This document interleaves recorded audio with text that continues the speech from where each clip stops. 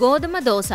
గోధుమ దోశ తయారు చేయు విధానం: ఒక బౌల్లో గోధుమ పిండి, 1 టీ స్పూన్ బియ్యం పిండి, అలాగే 1 టేబుల్ స్పూన్ ఉప్మా రవ్వ మరియు తగినంత ఉప్పు వేసుకోవాలి. ఇప్పుడు తాలింపు కోసం ఒక చిన్న ప్యాన్లో నూనె వేడి చేసుకొని ఇందులో ఆవాలు, జీలకర్ర, సన్నగా తరిగిన అల్లం ముక్కలు, సన్నగా కట్ చేసిన పచ్చిమిరపకాయ ముక్కలు, అలాగే కరివేపాకు వేసి 1 నిమిషం పాటు వేయించుకొని దీనిని గోధుమ పిండి బౌల్లోకి వేసి తగినన్ని నీళ్లు పోసి దోస పిండి మాదిరిగా కలిపి పెట్టుకోవాలి.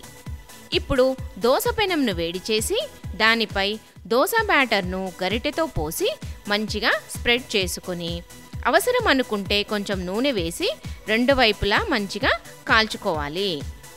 దీనిని కొబ్బరి చట్నీతో కానీ పల్లీ చట్నీతో కానీ సర్వ్ చేసుకుంటే సూపర్గా ఉంటుంది.